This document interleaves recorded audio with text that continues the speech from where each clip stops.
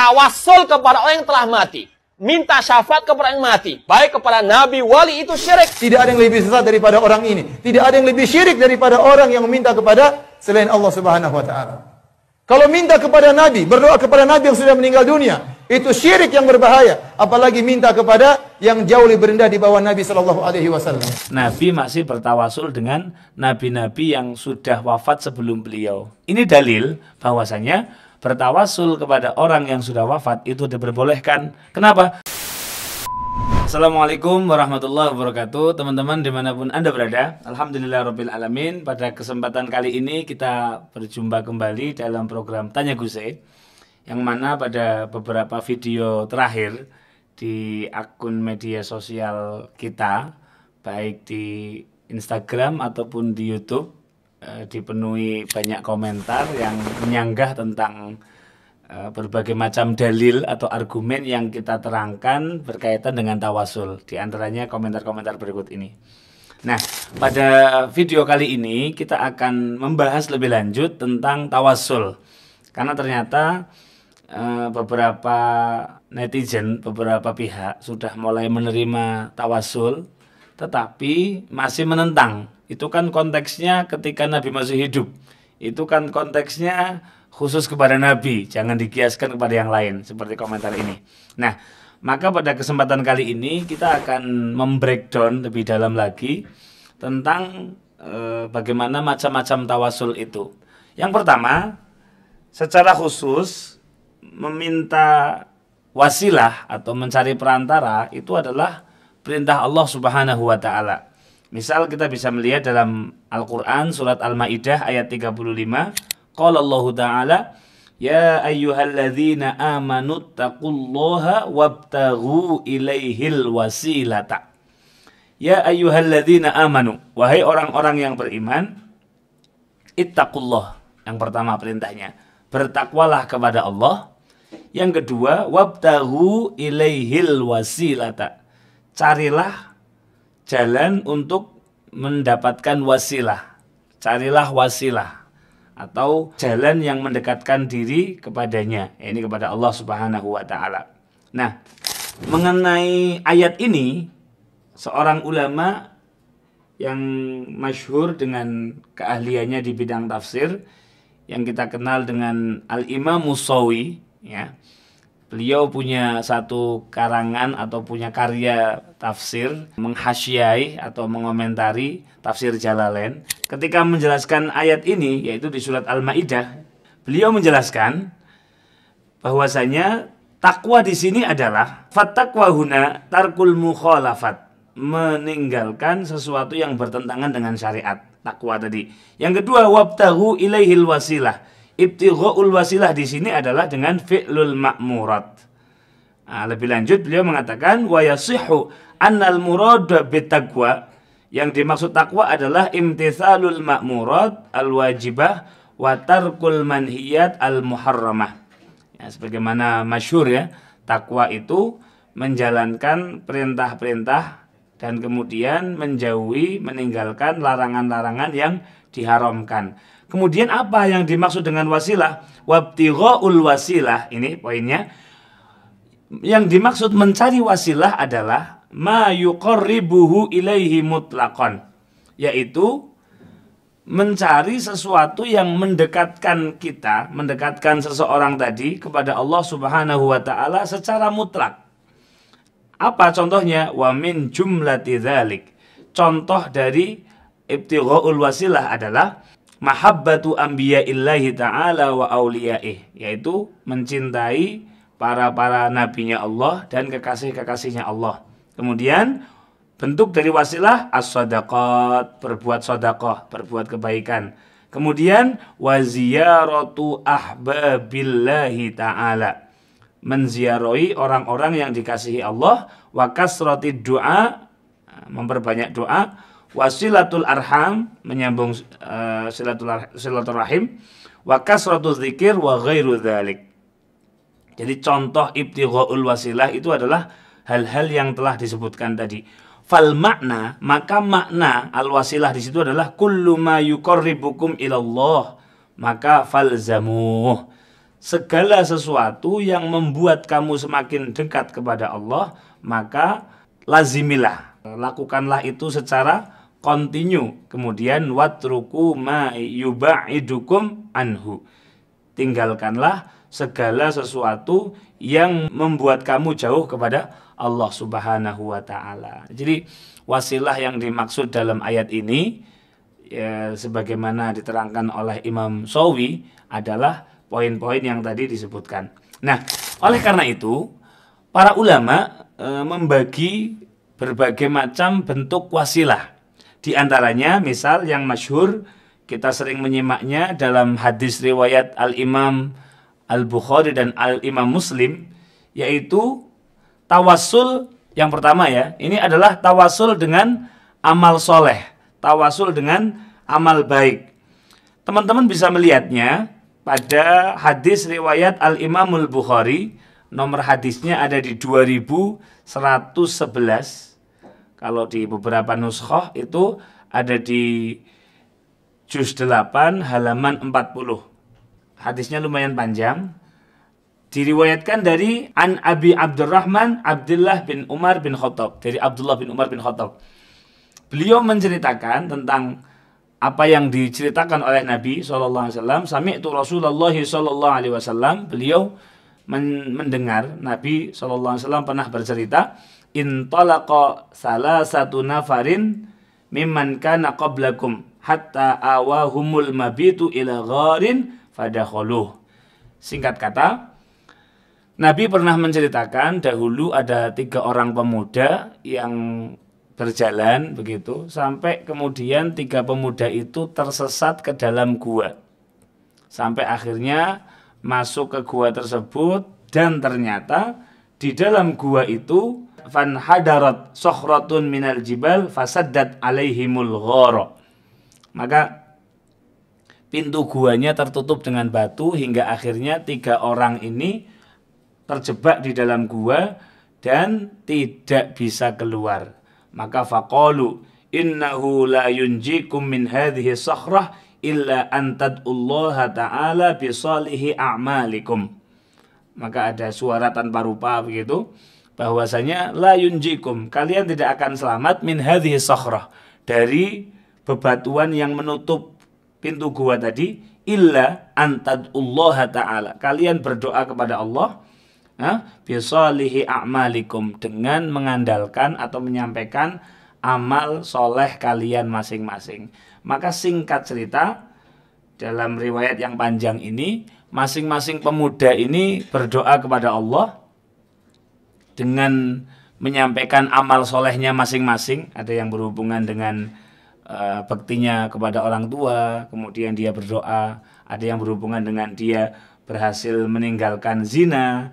Ada yang berdoa dengan amal solehnya karena dia membayar atau berinfak kepada orang lain dan sebagainya. Hadisnya panjang, tetapi intinya hadis ini disepakati oleh ulama atas kebolehan bertawasul dengan amal soleh. Artinya apa? Ketika teman-teman berdoa kepada Allah, misal punya hajat, ya, duniawiyah, ukhrawiyah, punya masalah duniawi ataupun ukhrawi. Kemudian kita berdoa kepada Allah dengan menyampaikan amal soleh kita masing-masing. Kita puasa sunnah dulu, kita sholat tahajud dulu, kita membaca Al-Quran dulu. Setelah itu semua selesai, kita berdoa kepada Allah, ya Allah, dengan berkah amal yang telah saya lakukan berupa amal-amal tadi, maka ya Allah, kabulkanlah hajat-hajat kami, selesaikanlah masalah kami. Ini bukan sesuatu yang dilarang. Ini oleh para ulama dikatakan sebagai at-tawassul bi a'malis shalihah, yaitu bertawasul dengan amal soleh. Kemudian tawasul yang kedua adalah tawasul dengan orang soleh yang masih hidup. Artinya ini bukan tawasul kepada Nabi, tetapi orang soleh yang masih hidup. Ini bisa kita lihat dalam hadis riwayat Al-Imam Al-Bukhari, ada di juz 4 halaman 99 berikut ini. Diriwayatkan, haddatsana Al-Hasan bin Muhammad qala haddatsana Muhammad bin Abdullah Al-Ansari qala haddatsani Abi Abdullah ibn al-Musanna an Sumamah bin Abdullah bin Anas an Anas bin Malik. Jadi riwayatnya dari Sayyidina Anas bin Malik. anna Umar ibn al-Khattab, bahwasanya Sayyidina Umar ibn al-Khattab kan idza qahatu istasqa bil Abbas. Jadi ketika zaman Sayyidina Umar ibn al-Khattab, beliau berkuasa, beliau menjadi khalifah, memimpin, itu beliau punya kebiasaan idza qahatu, ketika terjadi paceklik, istasqa bil Abbas. Beliau beristisqa, meminta hujan dengan berwasilah kepada Sayyidina Abbas bin Abdul Muthalib atau pamannya Nabi Muhammad SAW. Jadi datang ke Sayyidina Abbas, kemudian berdiskusi, menyampaikan maksud dan tujuannya. Faqala, Sayyidina Umar mengatakan, Allahumma inna kunna natawassalu ilaika binabiyina fatasqina. Ya Allah, dulu, kata Sayyidina Umar, kami bertawasul kepadamu melalui perantara Nabi kami, Nabi Muhammad SAW, fataskina, maka dengan tawasul kami kepada Nabi, engkau memberikan kami hujan, engkau memberikan kami rizki berupa mendung kemudian jadi hujan. Wa inna natawassalu ilaika bi ammi nabiyina faskina. Dan sekarang ya Allah, kami bertawasul kembali kepadamu dengan berkah ammi nabiyina, paman dari nabi kami, tadi Sayyidina Abbas, faskina. Maka tolong ya Allah berikan kami hujan. Sebagaimana dulu kami tawasul kepada Nabi, kemudian engkau beri hujan, maka sekarang ya Allah kami bertawasul dengan paman dari nabimu, Sayyidina Abbas, berilah kami hujan ya Allah. Maka Sayyidina Anas mengatakan, faqala fayusqauna. Setelah bertawasul dengan cara seperti itu, maka Allah Subhanahu wa ta'ala menurunkan hujan kepada ahlul Madinah. Nah, hadis ini menjelaskan kepada kita bahwasanya tawasul itu tidak hanya kepada Nabi. Sayyidina Abbas itu bukan Nabi, tapi beliau adalah orang soleh yang merupakan paman dari Nabi Muhammad Sallallahu Alaihi Wasallam. Oke, itu yang kedua. Yang ketiga, tawasul dengan sosok yang sudah meninggal. Karena beberapa komentar kemarin menyatakan kalau sudah meninggal tidak bisa, kalau sudah wafat nggak boleh, karena itu yang sudah disebutkan tadi adalah orang-orang yang masih hidup. Sayyidina Abbas masih hidup, kemudian tawasul kepada Nabi ketika Nabi masih hidup. Nah, apakah tawasul kepada orang yang sudah wafat tidak diperbolehkan? Nanti dulu kita bisa melihat pada kitab Al-Mu'jamul Awsat karya Al-Imam Tabrani. Pada juz 1 halaman 67, nomor hadisnya ada di 189. Dalam hadis yang cukup panjang diriwayatkan haddatsana Ahmad bin Hamad bin Zuhbah. Qala Sufyan As-Tsauri an Asim Al-Ahwal an Anas bin Malik. Hadis ini diriwayatkan dari Sayyidina Anas bin Malik. Saya bacakan, qala lamma matat Fatimah bintu Asad bin Hashim ummu Ali dakhala 'alaiha Rasulullah sallallahu alaihi wasallam. Jadi Sayyidina Ali punya ibu bernama Fatimah bintu Asad. Yang mana Fatimah bintu Asad ini adalah salah satu orang yang berjasa semasa hidupnya Nabi sallallahu alaihi wasallam. Sehingga ketika Sayyidah Fatimah bintu Asad ini wafat, Nabi masuk ke rumahnya Fatimah bintu Asad tadi, fajalasa inda ra'siha. Nabi duduk di samping kepalanya Sayyidah Fatimah bintu Asad tadi. Faqala, Nabi mendoakan, rahimakillahu ya ummi. Ya, semoga Allah merahmati engkau wahai ibu. Kunti ummi ba'da ummi. Engkau adalah ibu setelah ibuku nggak ada. Artinya apa? Yang merawat Nabi kecil setelah Sayyidah Aminah wafat itu adalah Fatimah bintu Asad, ibunya Sayyidina Ali tadi. Taju'ina wa tushbi'ini. Engkau kelaparan sedangkan engkau memberikan makan kepadaku. Kemudian wa ta'raina wa taksunani. Engkau dalam keterbatasan tapi engkau tetap memberikan pakaian, selimut, perlindungan terbaik untukku. Wa tamna'ina nafsaki thayyibat ta'am wa tut'imini. Wahai ibunda, ya kepada ini Nabi ngendika, Nabi ngomong kepada jenazah yang sudah wafat tadi, Sayyidah Fatimah bintu Asad. Ya wahai ibu, engkau membatasi dirimu makan seadanya, sedangkan engkau memberikan makanan yang baik kepadaku dan engkau memberiku makanan-makanan yang bergizi. Ya. Turidina bidzalika wajhallah wad daral akhirah. Saya yakin, kata Nabi kepada Sayyidah Fatimah bintu Asad tadi, engkau mengharapkan itu semua untuk mendapatkan ridha Allah dan kebahagiaan di akhirat. Setelah Nabi ngendika seperti itu, ini juga menjadi satu pelajaran. Ternyata Nabi berbicara di hadapan jenazah. Tentu ini bukan hal yang sia-sia. Kenapa? Kalau ini hal yang sia-sia, Nabi tidak akan melaksanakannya. Summa amaro antuh salasan wa salasan. Nabi memerintahkan jenazahnya Sayyidah Fatimah bintu Asad tadi untuk dimandikan. Singkat kata, dimandikan sampai kemudian dikafani. Ini hadisnya agak panjang. Setelah itu, summa da'a Rasulullah SAW Usamah bin Zaid wa Aba Ayyub al-Ansari wa Umar ibn al-Khattab wa Ghulam Aswad yahfiru fahafaru qabraha. Jadi Nabi Muhammad SAW memerintahkan atau memanggil ya Sayyidah Usamah bin Zaid, Sayyidina Abu Ayyub al-Ansari, Sayyidina Umar bin Khattab, dan budak yang hitam, tidak disebutkan namanya.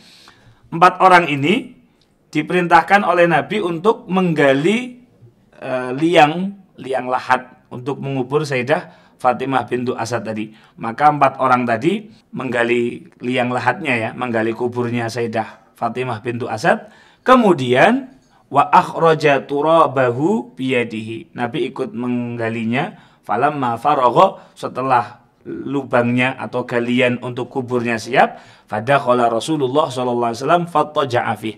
Nabi mencoba tidur di tempat yang sudah disiapkan tadi. Ini poinnya, waqala. Nabi Muhammad bersabda, di dalam kuburan itu Nabi bergumam sendiri, Allahul ladzi yuhyi wa yumit wa huwa hayyun la yamut.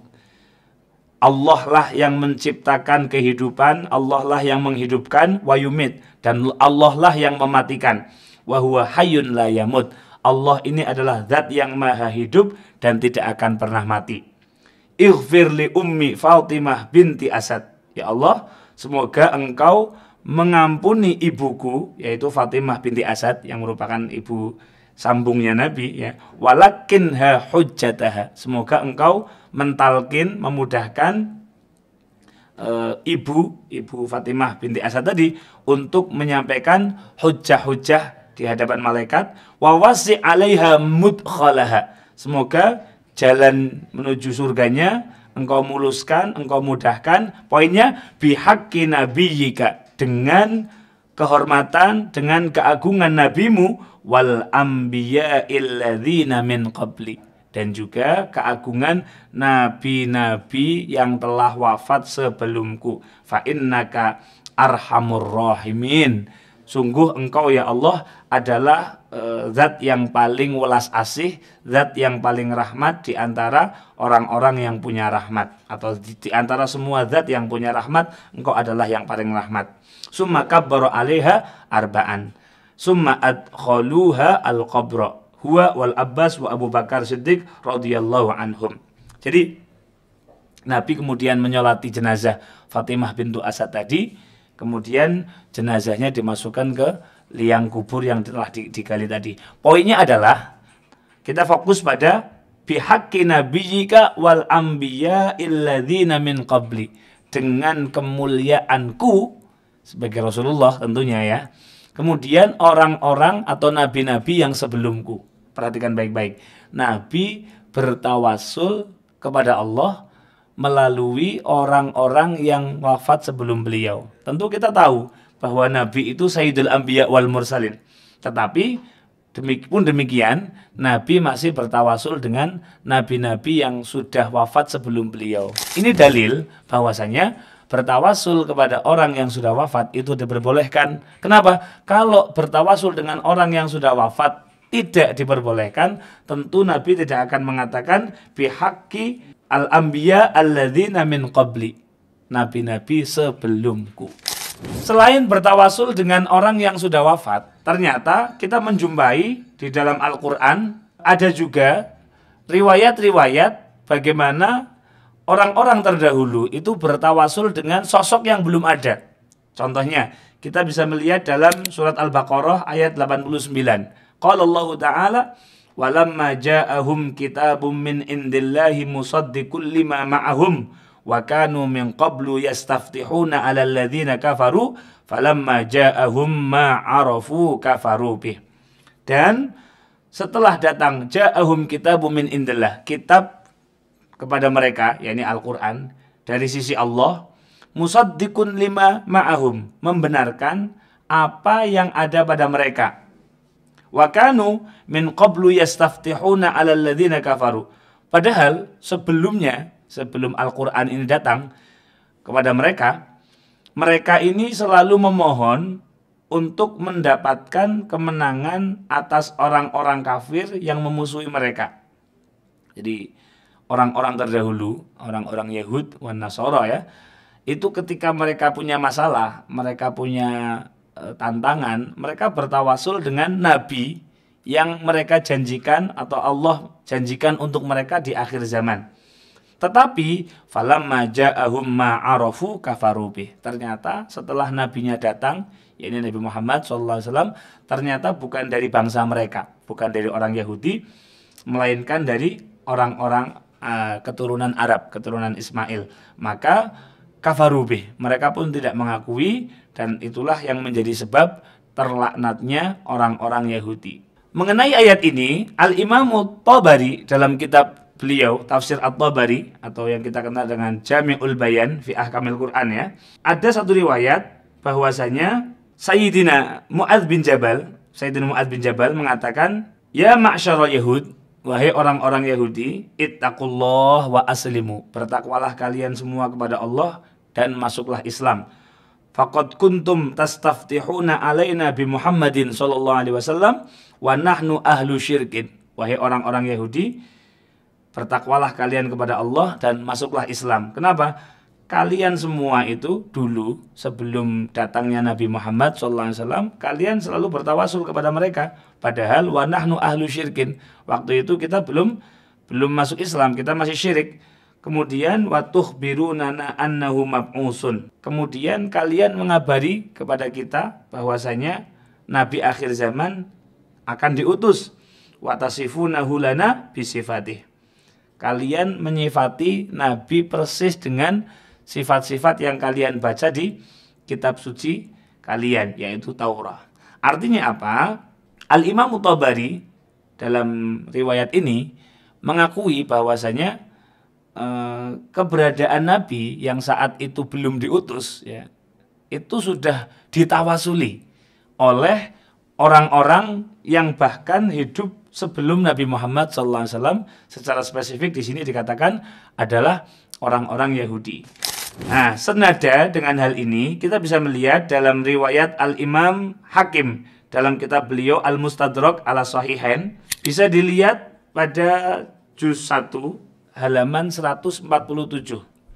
Dikatakan di situ riwayat dari Sayyidina Umar ibnul Khattab radhiyallahu an, qala, beliau mengatakan, qala Rasulullah sallallahu alaihi wasallam, Nabi bersabda, lamma qtarafa Adam al-khati'ata, ketika Nabiullah Adam melakukan kesalahan di surga, kemudian Nabi bersabda, ya Rabbi as'aluka bihaqqi Muhammadin lama ghafartali, ya Allah, dengan kemuliaan Muhammad yang engkau ciptakan, semoga engkau mengampuniku.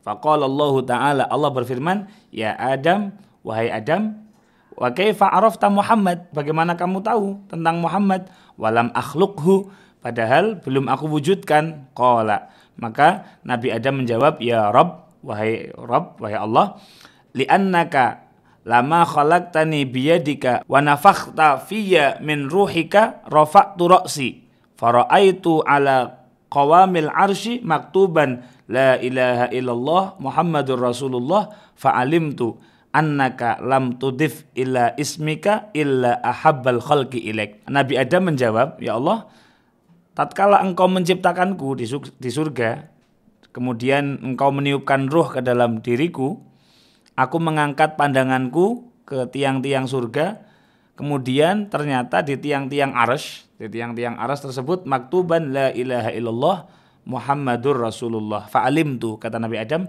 maka semenjak saat itu aku tahu tidak mungkin engkau menyandarkan, menyambungkan namamu yang mulia itu kecuali dengan makhluk yang paling engkau cintai, yaitu Nabi Muhammad SAW.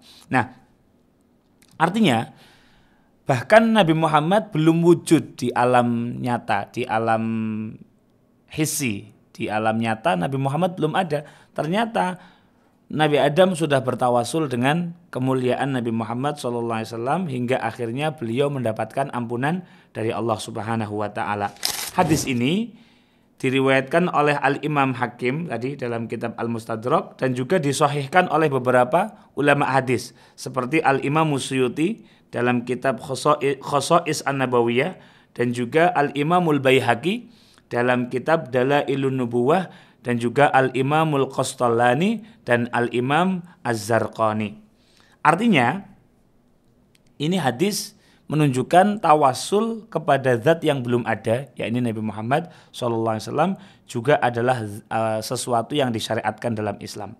Oke, yang berikutnya yaitu tawasul dengan benda mati, dengan benda yang peninggalan-peninggalan orang soleh. Ini bisa kita lihat dalam surat Al-Baqarah ayat 248 ketika Allah Subhanahu wa taala berfirman, wa qala lahum nabiyyuhum inna ayata mulkihi an ya'tiyakumut tabutu fihi sakinatum mir rabbikum wa baqiyatum mimma taraka alu Musa wa alu Haruna tahmiluhul malaikah inna fi dzalika laayatan lakum in kuntum mu'minin.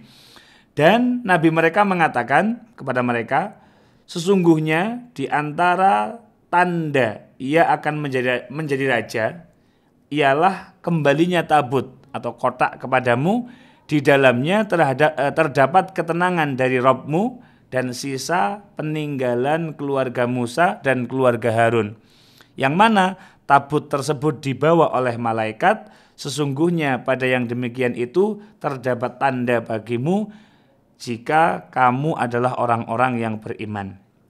Mengenai ayat ini, Al-Imam Al-Baghawi dalam tafsirnya ketika menjelaskan wa baqiyatum mimma taraka alu Musa wa Harun, diterangkan di sini bahwasanya peninggalan-peninggalan ini bisa dilihat di sini, yakni Musa wa Harun kana fihi lauhani minat Taurati wa rududul alwah allati takassarat wa kana fihi asa Musa wa na'lahu wa imamatu Harun wa asah.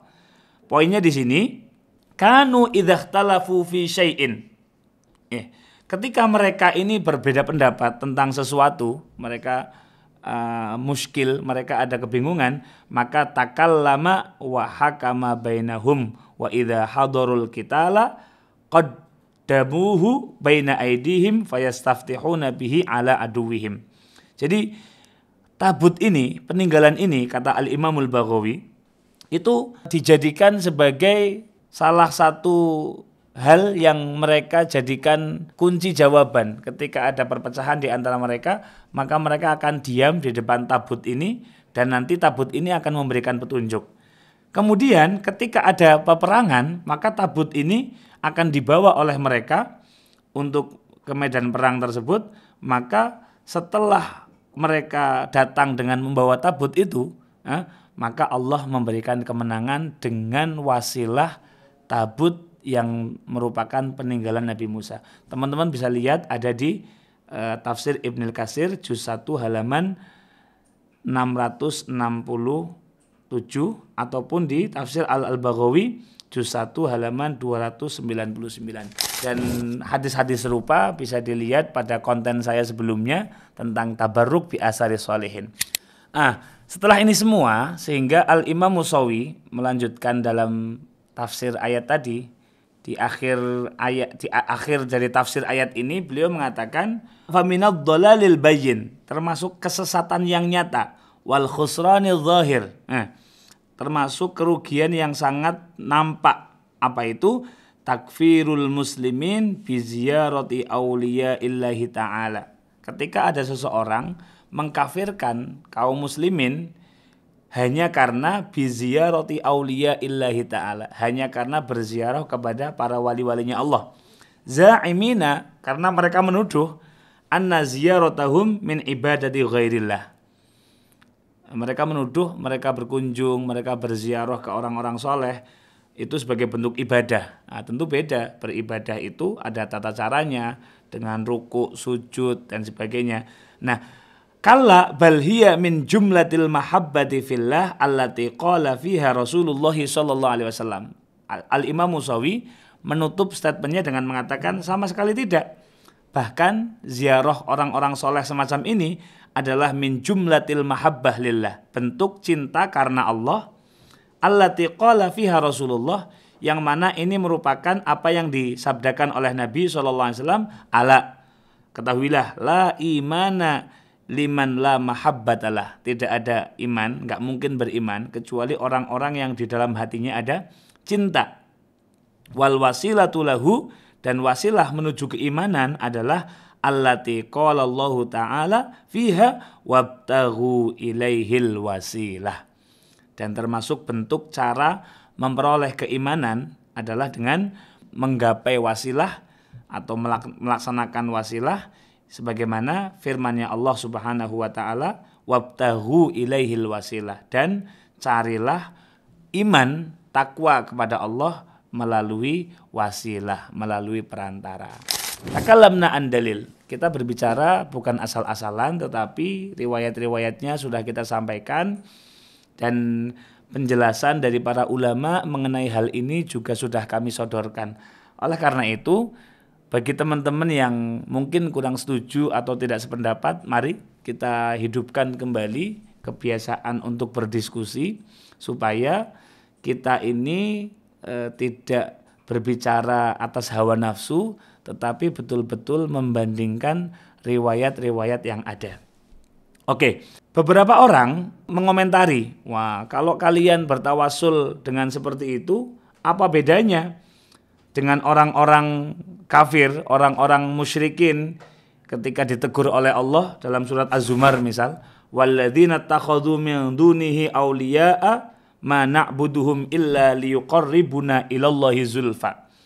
Ketika orang-orang ini ditegur, kalian jangan menyembah selain Allah, maka mereka menjawab, ma na'buduhum, kami tidak menyembah mereka illa liyuqarribuna ilallahi zulfa, kecuali hanya sebagai upaya untuk mendekatkan diri kami kepada Allah sedekat-dekatnya, dalam surat Az-Zumar ayat 3.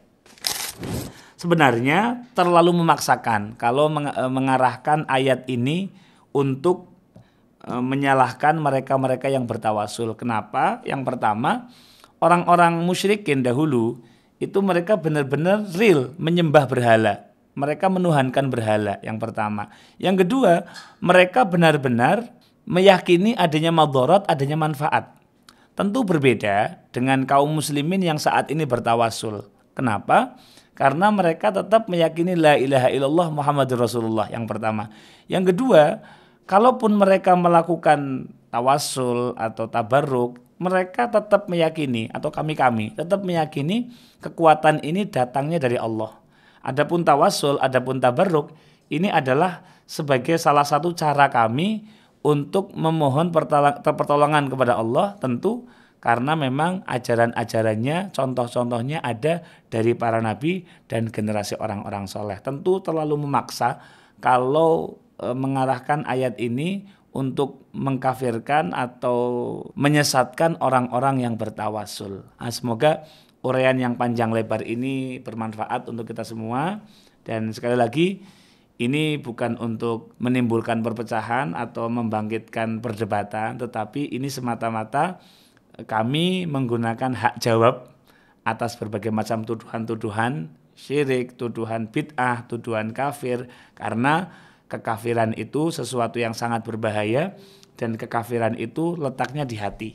Maka dengan adanya ini semua, semoga kita semakin bijak dalam bersikap, tidak mudah mengkafirkan, mensesatkan orang lain hanya karena amalan-amalan yang kita belum tahu asal-usul atau latar belakang yang menjadi landasan amalan tersebut. Semoga menjadi ilmu yang bermanfaat. Assalamualaikum warahmatullahi wabarakatuh.